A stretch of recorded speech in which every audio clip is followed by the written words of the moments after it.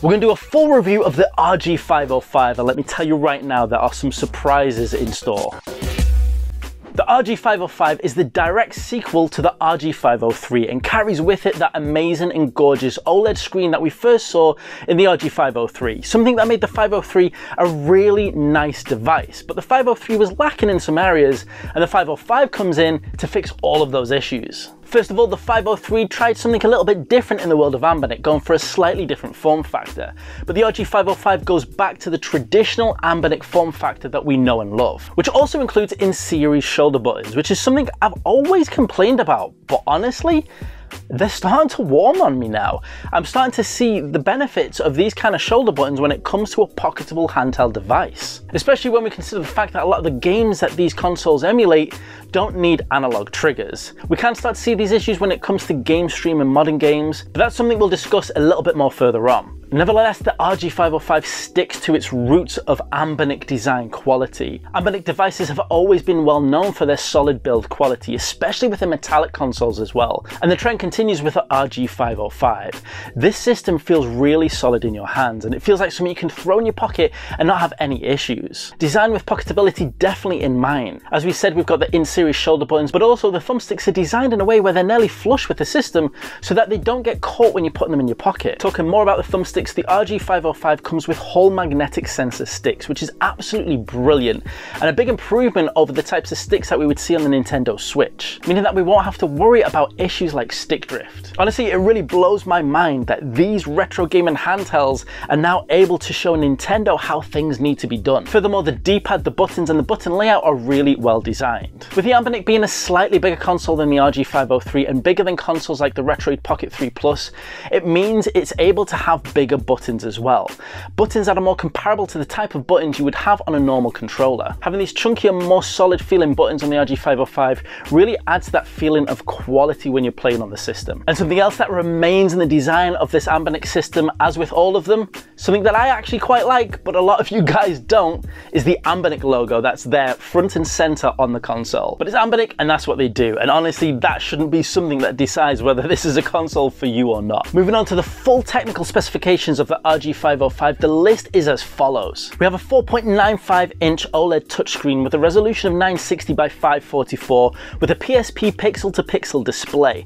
It's using a Unisoc Tiger T6 64-bit octa-core processor, including a Mali G52 GPU at 850 MHz. There's 4 GB of onboard LPDDR4X RAM. Memory included is 128 GB, with 5G Wi-Fi and Bluetooth 5.0 connectivity, using the Android 12 operating system, as well as a 5000 mAh battery. And if you want to bulk up your storage, you can add an SD card up to 512 GB. Something the RG505 doesn't have is a HDMI out. So if you're going to want to connect this to your TV, you're going to have to use the screencasting capabilities, which aren't for everybody because there's inevitably some form of lag. For casual gamers and gamers like myself, that's not an issue because I never use these functions, and whenever I do, that level of lag isn't an issue for me. But if you're somebody that wants and needs that HDMI out, that's definitely something to consider. Now, whereas the RG503 was a Linux-based system, the RG505 is an Android-based system. And when the RG505 was initially released, there were some areas lacking in Android. However, those issues have been sorted through over-the-air updates, and pretty rapidly too. The areas we're talking about are things to do with the Google framework and things like the Play Store. But I'm happy to say that as soon as you switch on your Anbernic RG505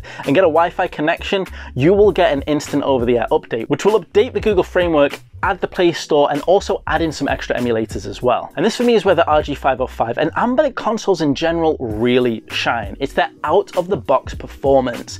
It's the ability to give something like this to a casual gamer and not have to think too much before jumping straight into some awesome retro gaming. One of the biggest questions I get asked in person and even in the comments of these episodes is, how do I get my games on the console? How do I start this thing up? Does it come ready with games? And unfortunately, a lot of these systems now, especially the Android-based ones, the answer is no.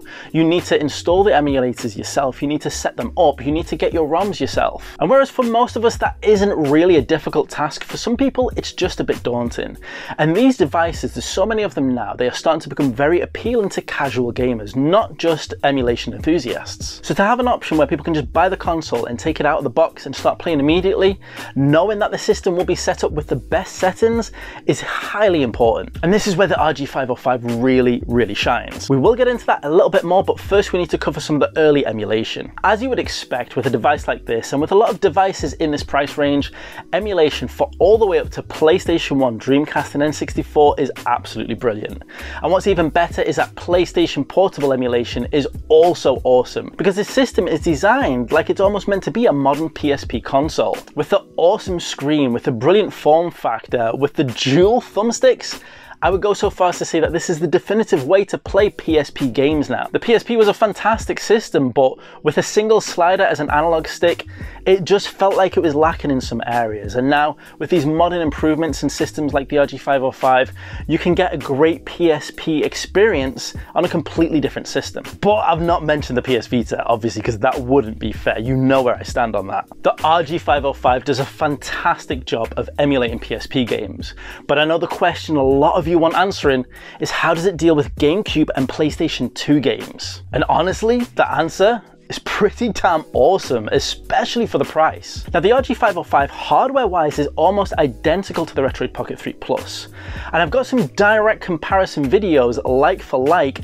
on exactly the same settings comparing the RG505 to the Retroid Pocket 3 Plus, and there will be a follow-on episode as well comparing the systems in more detail and giving you the pros and cons to help you decide which one you might want to pick. But there is one area where the RG505 really stands out, and it's what I said before, it's the out-of-the-box performance. Anbernic have spent a lot of time and effort playing through the emulators and finding the best settings to cover as many games as possible.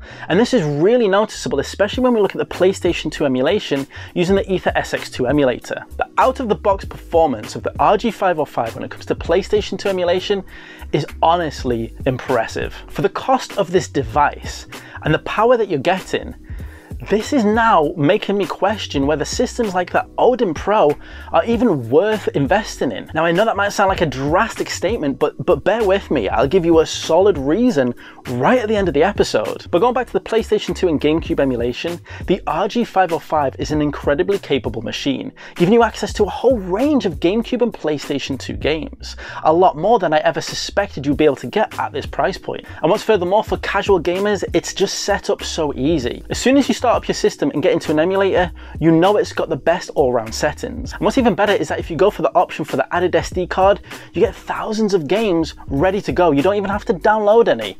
And this, for me, when it comes to people asking how easy it is to get into these systems, this for me is a great answer. Granted, with other options out there like the Retroid Pocket 3 Plus, you can get similar performance, but you're gonna have to go in there and you're gonna have to make those changes, tinker around with the setting. And honestly, the RG505 even had some settings changed that I hadn't even thought about playing around with, and they made a big difference. Furthermore, with the RG505 being an Android system, it also gives you access to Android gaming, game streaming, and Moonlight. Unfortunately, the Anbernic devices still have the issue that the shoulder buttons aren't correctly registered in Game Pass, meaning that if you want to play racing games like Forza Motorsport, you're not going to be able to do that comfortably. Now, I know this issue is to do with the shoulder buttons being digital as opposed to analog, but I'm also aware that this issue can be fixed, as other devices which do have digital shoulder buttons are able to deal with this. And I would urge Anbernic to fix this issue, because it is a game changer if you're looking at this in terms of a game streaming device. Currently, it's not the best device to get if you're focused primarily on game streaming. But let's get back to the AY and Odin Pro. And the reason behind that is this budget system has now taken a huge step closer to the power and capabilities of GameCube and PlayStation 2 emulation that the AY and Odin Pro has. And yes, I'm talking about the AY and Odin Pro, not the AY and Odin Lite, where even in some instances, when it comes to PlayStation 2 emulation, the RG505 can deal with some games better by a factor of about 10 to 20 frames per second than the AY and Odin Pro on performance mode. And if you don't believe me, you need to check this out.